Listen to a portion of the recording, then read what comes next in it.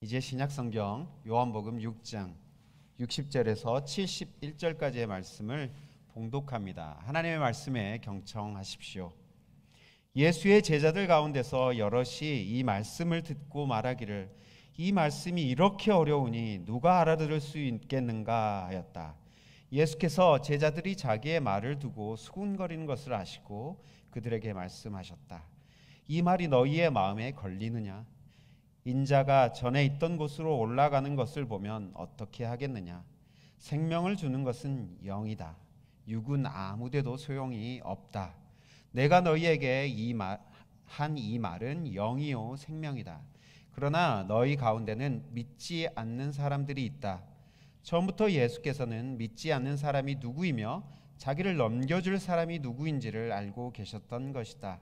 예수께서 또 말씀하셨다. 그러므로 내가 너희에게 이르기를 아버지께서 허락하여 주신 사람이 아니고는 아무도 나에게로 올 수 없다고 말한 것이다. 이 때문에 제자 가운데서 많은 사람이 떠나갔고 더 이상 그와 함께 다니지 않았다. 예수께서 12 제자에게 물으셨다. 너희까지도 떠나가려 하느냐? 시몬 베드로가 대답하였다. 주님, 우리가 누구에게로 가겠습니까? 선생님께는 영생의 말씀이 있습니다. 우리는 선생님이 하나님의 거룩한 분이심을 믿고 또 알았습니다. 예수께서 그들에게 대답하셨다. 내가 너희 12를 택하지 않았느냐? 그러나 너희 가운데서 하나는 악마이다. 이것이 시몬 가룟의 아들 유다를 가리켜서 하신 말씀인데 그는 12 제자 가운데 한 사람으로 예수를 넘겨줄 사람이었다. 이것은 우리 주님의 말씀입니다. 하나님 감사합니다. 아멘. 좋으신 우리 주님의 은총과 평강이 교우 여러분과 함께하길 빕니다. 우리 옆에 분들에게 좋은 일이 있을 겁니다 라고 인사 한번 하실까요? 좋은 일이 있을 겁니다. 아멘. 예, 옆에 분이 여러분 곁에 계신 그것 자체가 좋은 일입니다. 왜냐하면 그분을 통해 내가 새 힘을 얻고 또 살아갈 또 의미를 발견할 수 있기 때문이죠. 먼 길을 이곳 로체스터에 다시 온 것이 참으로 기쁩니다. 여행의 기쁨은 다시 돌아갈 곳, 그곳이 있고 그곳을 향해서 다시 돌아오는 그 여정이 기쁨인 것 같습니다. 로체스터에 다시 와서 여러분과 함께하는 것이 기쁨인 것을 제가 느꼈습니다. 제가 5살 때부터인가 교회를 다니기 시작했습니다. 왜 그때 대충 5살인 것 같아요. 어린 시절, 정말 어린 시절부터 제가 교회 다녔는데 그때가 한 5살쯤 되었던 것, 대충 그랬던 것 같아요. 왜냐하면 제가 바로 옆집에 교회가 있었고 자연스럽게 교회에 발을 내딛게 되었고 진짜 제 기억도 안 나는 시절부터 교회를 다녔기 때문에 한 5살쯤 되었겠다 제가 짐작을 하는 것입니다. 어린 시절 시골 교회들은 농사가 없는 농한기라고 그러죠. 겨울철에 이 부흥회를 했습니다. 부흥회를 하면 목사님께서 이 어린 저희들도 부흥회를 참석해야 된다고 그렇게 말씀하셔서 목사님의 뜻에 순종하고자 부흥회를 참석했었습니다. 그런데 부흥의 말씀을 전하시는 부흥 강사들의 말씀이 왜 그렇게도 긴지, 그리고 소리는 왜 그렇게 고래고래 지르시는지, 그 부흥회가 정말 저에게는 곤혹스러운 시간이었습니다. 뛰쳐나가고 싶은 충동을 억누르면서 말씀을 드렸던 기억이 납니다. 여기 앉아있는 우리 어린이 여러분들도 많이 힘들 거라 생각이 드는데 그럼에도 목사님의 말씀에 귀 기울이며 함께 앉아있는 우리 어린이 여러분들이 정말 기특하고 귀합니다. 우리 어린이들에게 정말 감사하고 사랑한다고 박수 한번 쳐줄까요? 우리 어린이들 여러분, 네, 고맙습니다. 이해되지 않는 설교, 이해되지 않는 말을 계속 듣는 것만큼 곤혹스러운 것도 이 세상에 없습니다. 세상에서도 이 어려운 말, 무거운 말을 계속 하는 사람을 겨뤄 설교한다라고 우리가 얘기를 하지 않습니까? 예, 설교는 정말 힘듭니다. 듣는 사람에게 힘듭니다. 예수님의 말씀이 이해되지 않았던 사람들에게도 동일한 감정이 있었던 것 같아요. 60절 말씀에 보니까 이 말씀이 이렇게 어려우니 누가 알아들 수 있겠는가? 여러분, 성경 말씀이 이해되지 않는다고 낙심하지 마십시오. 예수님의 제자들 또한 예수님의 말씀이 이해되지 않고 너무 어려워가지고 낙담을 했었기 때문입니다. 제자들도 힘들어했는데 우리야 어지간하겠습니까? 예, 여러분 너무 걱정하지 마십시오. 근데 예수님의 제자들이 예수님의 말씀을 어려워했던 이유를 성경 오늘 말씀의 61절을 이렇게 설명합니다. 말씀이 걸림이 되었다고 얘기하고 있죠. 말씀 때문에 넘어지고 실족할 뻔했다는 것인데 예수님의 말씀을 이해하기 힘들고 소화하기 힘들었다는 뜻을 이렇게 표현하고 있는 것이죠. 여러분, 음식을 먹을 때 가벼운 음식, 부드러운 음식은 그냥 넘어갑니다. 스프나 액체로 된 음식들은 그냥 넘길 수 있는 거죠. 그런데 딱딱하고 헤비한 음식들은 잘 씹어야 되고 잘 섭취를 해야 될 필요가 있습니다. 예수님의 말씀하신 것이 이해하기 힘들었다는 것은, 걸림이 되었다는 것은 이해하기 힘들었을 뿐만 아니라 소화하기 힘들었다는 거예요. 그러니까 이해하기 힘들 뿐만 아니라 그것을 실천하기도 힘들었다는 뜻입니다. 도대체 예수님이 무엇을 말씀하셨길래 유대인들과 제자들은 그렇게 힘들어하고 있는 것일까요? 예수님은 자신이 보내진 존재라는 것을 늘 강조했습니다. 하늘로부터 내려진 존재, 보내진 존재라고 늘 강조했죠. 여러분, 영어 단어의 미션 무슨 뜻입니까? 임무, 사명, 이런 뜻이죠. 이 단어는 라틴말 미토, I send라는 뜻을 가진 이 미토의 명사형인 미쇼에서 파생된 말입니다. 미션, 그것은 보내졌다는 뜻이에요. 기본적으로 거기에서 사명이라는 뜻이 나온 것이죠. 본문에 예수님과 제자들의 대화에서 예수님은 자신이 하나님께로부터 보내진 자라는 것을 다시 한번 강조하고 있습니다. 예수님은 앞에서도 나는 하늘로부터 내려온 빵이다 라고 말씀하신 적이 있습니다. 그러면서 하늘에서 내려온 살아있는 빵을 먹으라 라고 말씀하셨죠. 이 생명의 빵을 먹는 사람은 죽지 않고 영생을 얻게 된다라고 말씀하셨죠. 자기의 살과 피를 먹으라고 하니까 사람들이 경악을 합니다. 뜨아! 사람의 살과 피를 먹으라고 하면서 예수의 살과 피를 먹는 사람만이 하나님의 자녀가 된다고 하니까 더 놀라 자빠져서 예수님의 곁을 피해서 도망가게 되는 일이 발생하죠. 이 말씀을 그들은 받아들이기 힘들었습니다. 제자들마저도 받아들이기 힘들었다고 아까 말씀했죠. 62절은 이렇게 말합니다. 인자가 전에 있던 곳으로 올라가는 것을 볼 것이다 라고 말하고 있는데요. 예수님께서 아까도 말했지만 보냄을 받은 하나님의 품으로 돌아갈 것을 얘기하는 말씀이죠.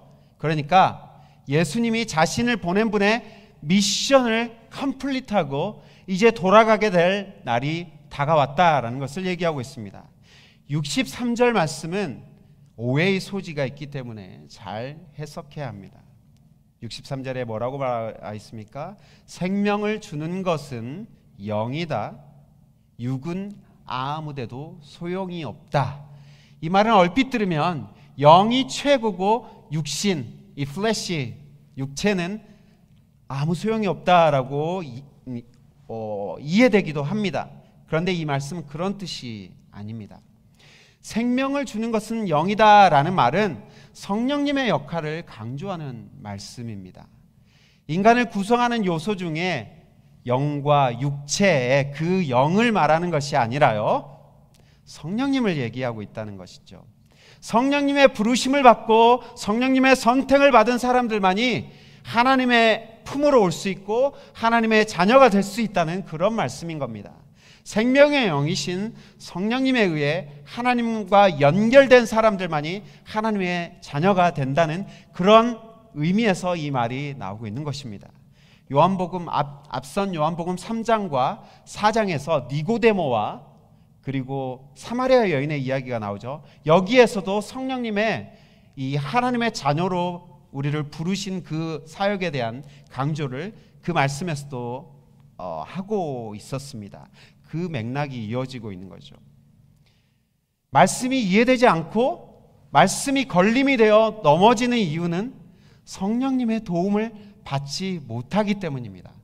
반대로 말씀이 생명이 되고 말씀이 힘이 될 수 있는 조건은 바로 성령의 역사가 필요한 것이죠. 내가 너희에게 한 이 말은 영이요 생명이다. 예수님이 한 이 말 때문에 걸림이 되고 넘어짐이 되어 사람들이 떠나갑니다. 이 말이라는 것은 6장 전체의 내용과 연결되는 말입니다. 특히 생명의 빵으로 자신의 살과 피를 먹으라고 하신 예수님의 말씀과 깊은 연관이 있습니다. 이 말은 영이요 생명이다.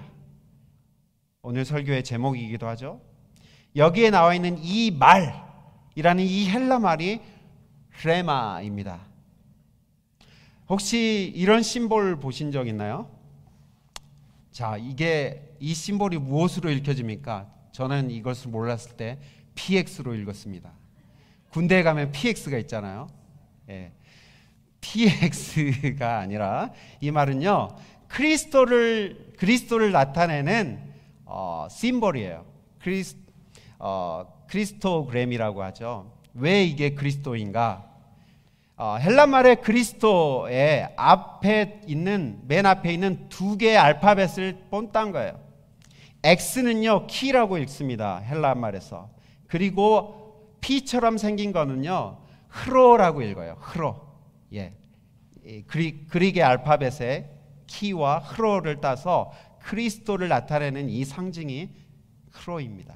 그래서 여러분 어떤 오래된 교회나 교회 전통에 보면 저런 문양들이 있잖아요. 저게 뭘 상징한다고요? 그리스도 예수를 상징합니다. 제가 무슨 말을 하려고 이 말을 하는 거냐면 레마라는, 여러분 레마라는 말 많이 들었죠. 우리가 레마라고 하는데 이 레마의 원래 발음은 크레마입니다. 이 P처럼 생긴 말이 제일 앞에 나와 있습니다. 지금도 프랑스 말이나 이 포르투갈 말 같은 이 라틴 계열의 말 중에 이 R 발음에 H 발음이 그대로 남아있는 경우가 있어요. 그렇죠? 레스토랑을 프랑스 말로는 레스토랑 막 이렇게 합니다. 오렌지도 그냥 오렌지라 안 하고 오황시 뭐 이렇게 하죠. 죄송합니다. 로날도 그 7번 단 포르투갈의 유명한 축구 선수가 로날도라고 미국 사람들 발음하지만 포르투갈 말로는 호나우두라고 있죠. 그게 이 알파벳이 그대로 남아 있기 때문에 이 R 발음을 흐 발음으로 하는 거죠. 그래서 레마도요 그냥 레마로 읽는 게 아니라 H와 R 발음을 동시에 레마라고 합니다.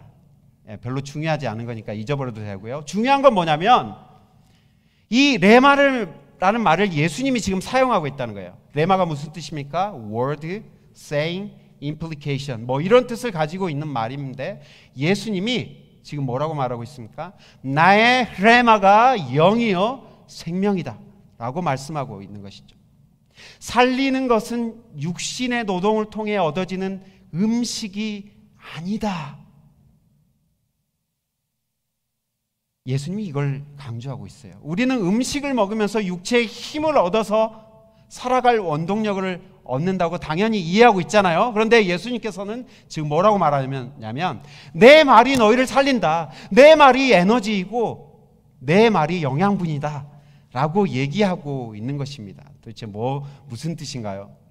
마태복음 4장 4절은요 이것을 뒷받침해 주는 말씀입니다. 뭐라고 적어져 있습니까? 성경에 기록하기를 사람이 빵으로만 살 것이 아니라 하나님의 입에서 나오는 모든 말씀, 여기에 쓰인 단어가 하나님의 입에서 나오는 모든 레마로 살 것이다 입니다. 예수님께서는 신명기 8장 3절을 인용하신 것인데요. 우리가 하나님의 말씀을 듣고 이해하고 소화시켜서 그 말씀을 실천하고 순종할 때 우리는 에너지를 얻습니다. 사람이 빵으로만 살 것이 아니다. 여러분 파리바게트나 뚜레쥬르 빵 좋아하잖아요. 특히 미국에서 오셔가지고 여기 계시면 그런 한국에서 먹지도 않았던 그런 빵들을 여기서는 좋아합니다. 그런데 그 빵을 먹으면 몇 시간 동안 여러분 힘이 생깁니까? 4시간, 길게 가면 7시간 힘이 생깁니다. 하지만 시간이 지나면 힘이 빠지죠. 하지만 예수님께서 말하죠. 너희를 살리는 것은 그 빵이 아니라 나의 레마다 라고 얘기합니다. 하나님의 말씀을 순종하는 에너지로 사는 삶을 요한복음에서는요 뭐라고 말하냐면 영생, eternal life라고 합니다. 하나님의 말씀에 순종하여 사는 삶, 그러니까 무슨 말입니까? 영원히 지속될 수 있는 가치가 있는 삶, 그 삶을 요한복음에서는 영생이라고 해요.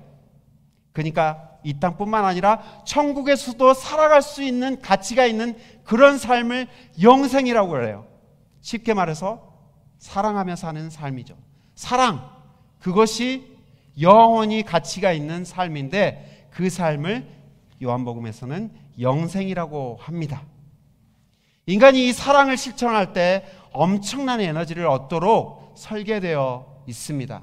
여러분들, 사람들이 에너지가 소진되지 않고 에너지가 고갈되지 않는 그 원동력 2가지 상황이 있다고 그러죠. 2가지 상황이 무엇이냐면 첫 번째는 사랑이고요. 2번째는 미움입니다. 사랑을 가진 사람, 미움을 가진 사람들에게서는 에너지가 없어지지 않습니다. 여러분, 인간이 누군가를 미워하고 그를 복수하고자 할 때 엄청난 동기부여와 에너지가 생기게 됩니다. 또한 인간은 누군가를 사랑하여 그에게 사랑을 표현하고자 할 때 엄청난 에너지를 얻게 됩니다. 특히 젊은 시절에 이런 에너지들을 많이 경험하시죠. 누군가를 사랑할 때, 누군가를 좋아할 때. 안 그런가요?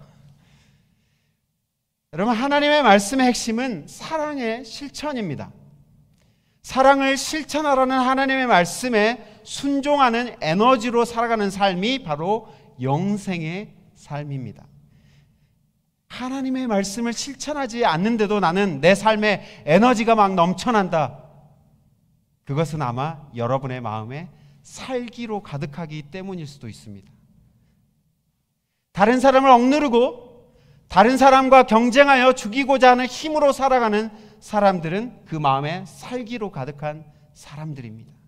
살기로부터 오는 에너지가 아니라 하나님의 말씀을 소화하여 실천하는 에너지로 살아가는 여러분 되시기를 축복합니다.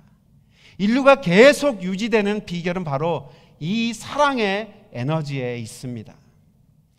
엄마 아빠들이, 이 인류의 엄마 아빠들이 적어도 영생을 흉내내 왔기 때문에 인류가 이렇게 유지되어 오고 있는 것입니다. 부모님의 조건 없는 사랑이 없다면 어린이 여러분들이 지금 존재할까요? 여러분들이 태어나서 적어도 걷기까지 1년 이상이 필요해요. 그 기간 동안 누가 돌봐줬습니까? 엄마 아빠의 조건 없는 사랑이 있었습니다. 여러분들이 이렇게 성장할 수 있었던 그 비결은 바로 엄마 아빠가 여러분들을 조건 없이 사랑해 줬기 때문입니다. 우리 장성한 어른들도 마찬가지죠. 우리가 자녀들 키워보니까 우리 부모님이 이렇게 조건 없는 사랑을 우리에게 주셨겠구나. 감이 오지 않습니까? 엄마 아빠가 자기를 내어주는 원리로 예수님은 자기 몸과 살을 우리를 위해 내어주셨습니다. 이것이 기독교입니다. 기독교는 자기의 살과 피를 내어주는 원리를 이해하고 실천하는 사람들이 행하는 사랑의 실천의 운동이라고 할 수 있습니다. 그런데 이 말씀이 걸림돌이 되어 예수를 따르겠다던 많은 제자들이 주님 곁을 떠나갔습니다. 이제 12명의 제자가 남았는데 그 중에서도 한 명은 바로 이 예수님을 팔아먹을 사람입니다. 악마라고 표현을 하고 있죠. 그는 앞으로 예수님을 몇 푼에 팔아넘길 사람인데 그의 이름은 유다입니다. 우리는 오늘 말씀에서 두 가지 선택의 길을 제시받고 있습니다. 하나는 나의 유익과 만족을 위해 예수를 팔아 넘기는 삶입니다. 다른 하나는 그러면 무엇이겠습니까? 나의 욕망과 만족을 위한 삶을 내려놓고 예수의 말을 믿고 따라가는 삶입니다. 베드로는 후자의 삶을 선택하겠다고 지금 예수님께 말하고 있어요. 주님, 우리가 누구에게로 가겠습니까? 선생님께는 영생의 말씀이 있습니다. 이 말의 속뜻이 무엇입니까? 선생님의 삶을 보니 영생의 삶이 어떤 것인지 이해가 됩니다. 영원히 지속될 가치 있는 삶이 어떤 것인지 이제 감이 옵니다. 우리도 그 말씀을 실천하고 순종하며 주님들을 따르겠습니다. 이러한 뜻이 베드로의 이 고백 안에 숨겨져 있는 것이죠. 베드로와 달리 사람들은 나를 먹고 마시라라는 예수님의 말씀을 이해하지 못하고 도망갑니다. 왜냐면요, 나를 먹고 마시라는 이 말은 엄청난 속뜻이 숨겨져 있기 때문입니다.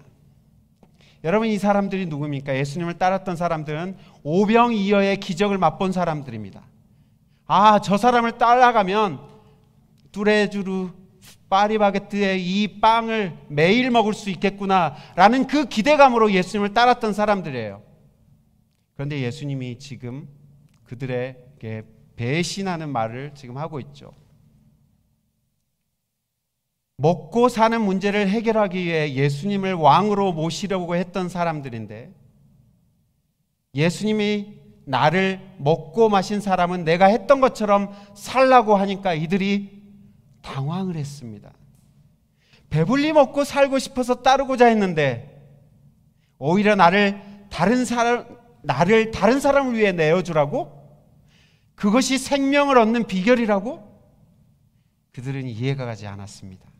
예수의 말이 소화되지 않고 받아들여지지 않자 예수를 떠나버리기로 마음먹은 것이죠.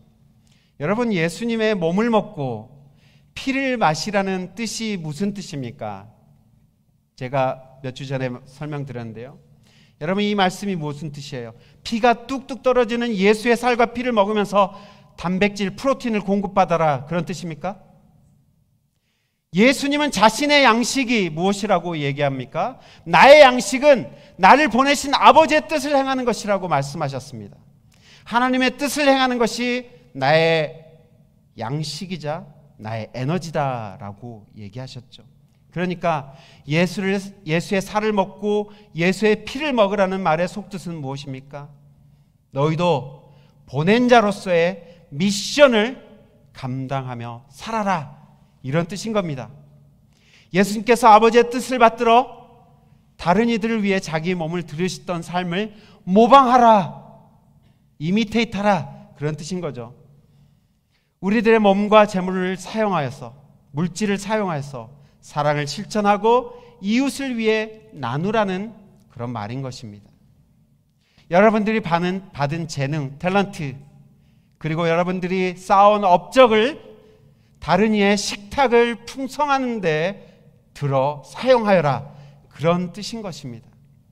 예수님께서 갈릴리 민족의 식탁에 제물로 그의 육체를 바치셨듯이 유대인들의 유월절 어린 양처럼 자기 살을 다른 이들을 위해 주셨듯이 여러분도 그런 삶을 모방하라는 매우 의미심장하고 무거운 말씀이었던 것이죠.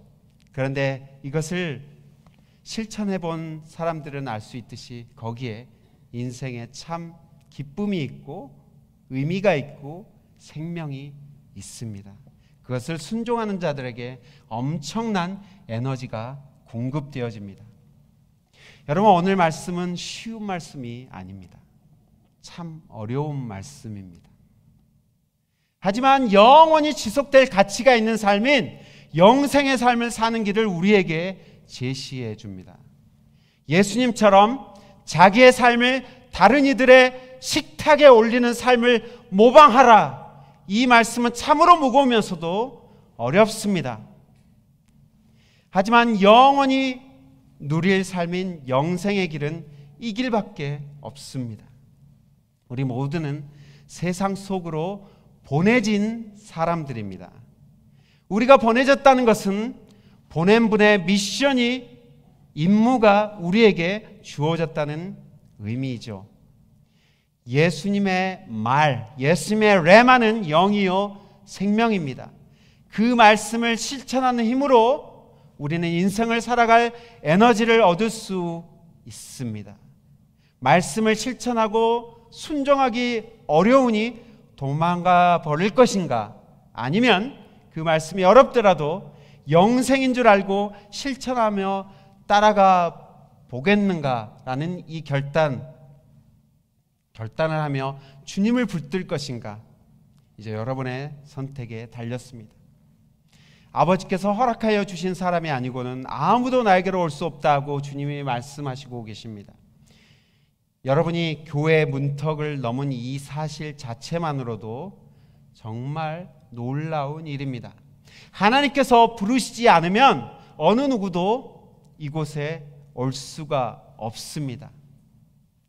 하나님이 여러분을 부르셨기 때문에 여러분이 지금 그리스도의 몸인 교회의 지체로 이 자리에 앉아 계신 것입니다.